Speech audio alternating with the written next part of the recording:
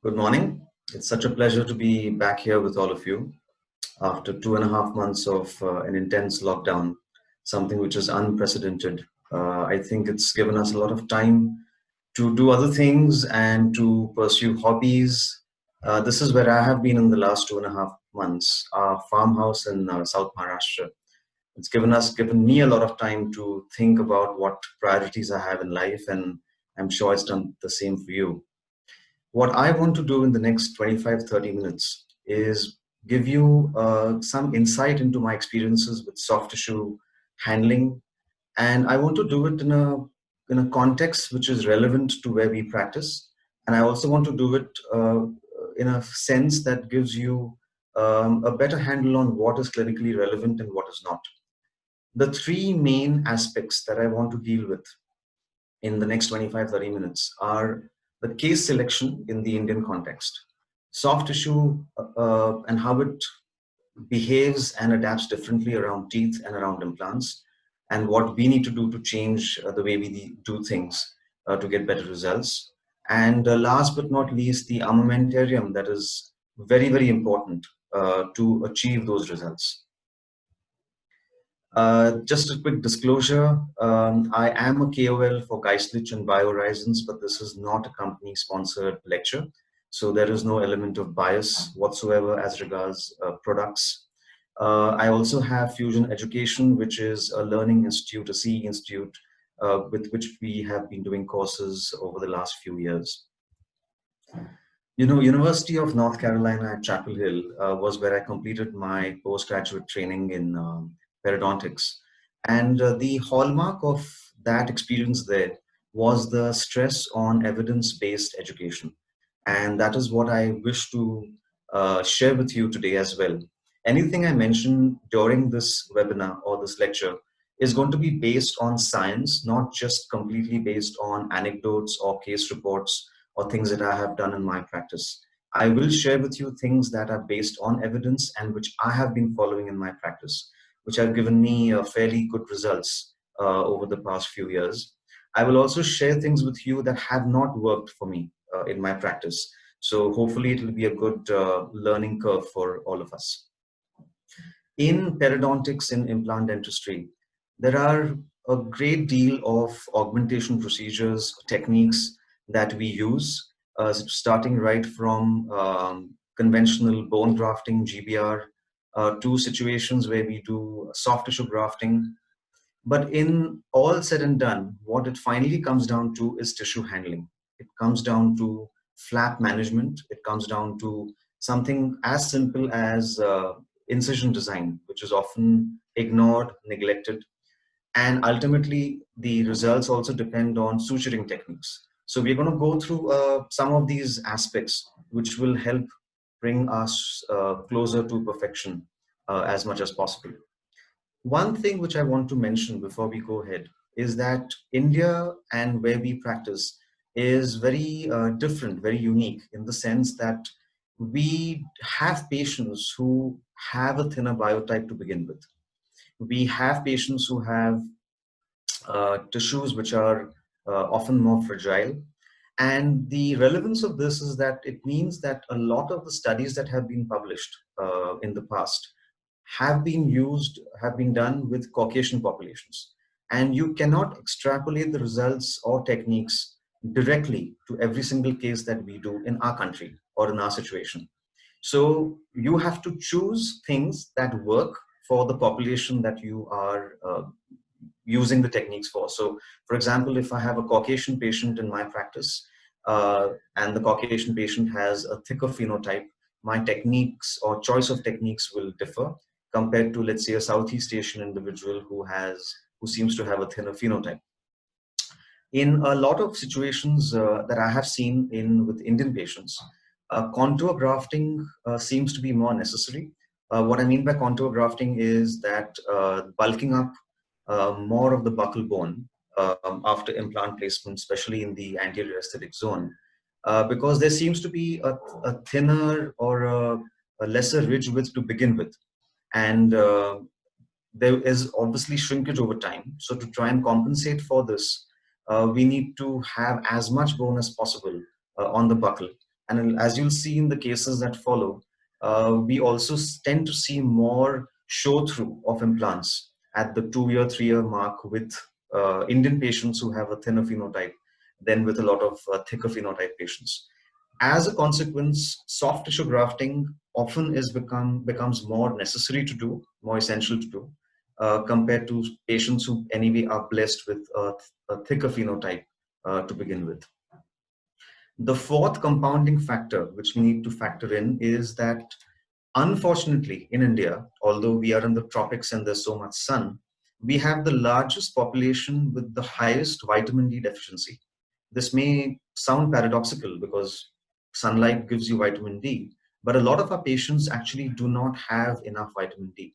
And what I have started to do in my practice is I do vitamin D tests for the patients just like I do a CBC.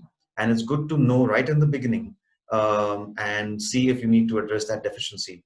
Of course, diabetes also is another confounding factor.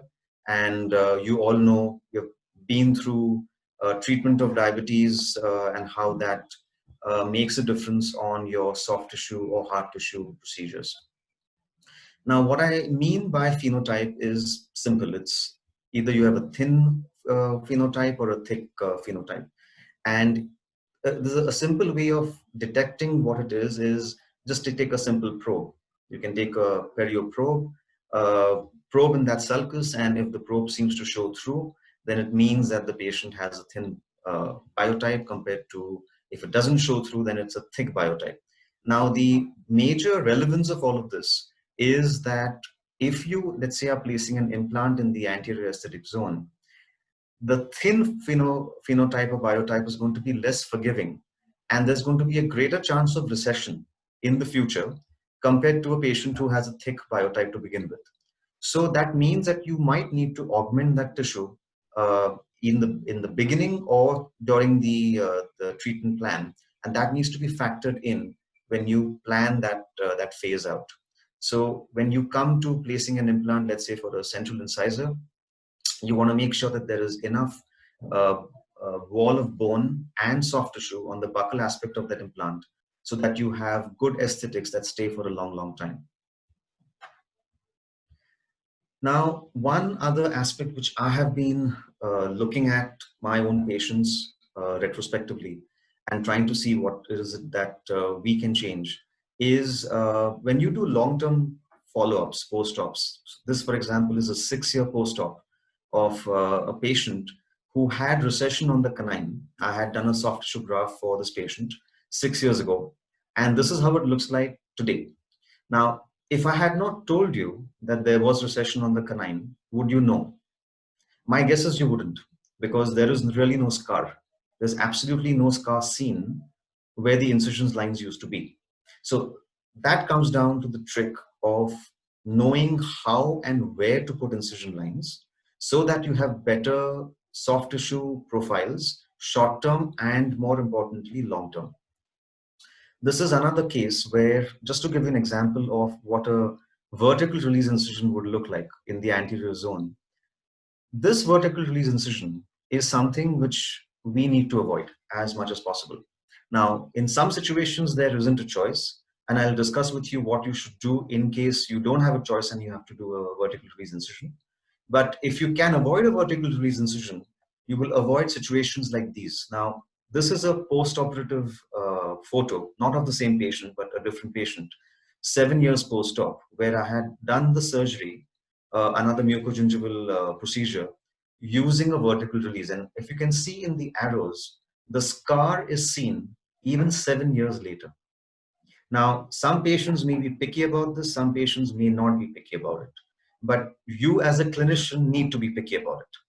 So we have to make sure that we minimize scar tissue. And one sure way of doing this is to avoid vertical releases to begin with. Now, if you have no option that you have to do a vertical release incision, then I have shown you two options. Option number one is a blue incision. Option number two is a yellow incision. The yellow incision is a bad incision to do. The yellow incision will leave an acute angle, a very sharp angle at the point where it intersects with the gingival margin. And that little corner of tissue tends to necrose or tends to cause further recession as healing progresses. So what I tend to prefer is what I call a hockey stick incision, where you have a blue. The blue incision is an example of that. If you see that closely, the part where the incision line actually meets the gingival margin is not an acute angle. It's actually more of a right angle. And you can do this by simply giving a tiny curve to the incision as you go along.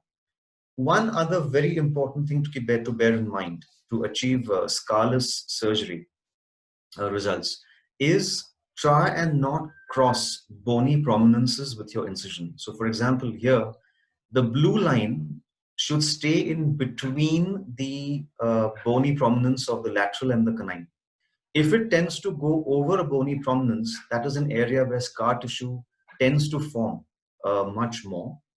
The third point in avoiding scar tissue is to make sure that your incision is not too divergent. Now, if you remember old textbooks of oral surgery, the concept was that your base should be broader than the coronal part so that you have a wider blood supply.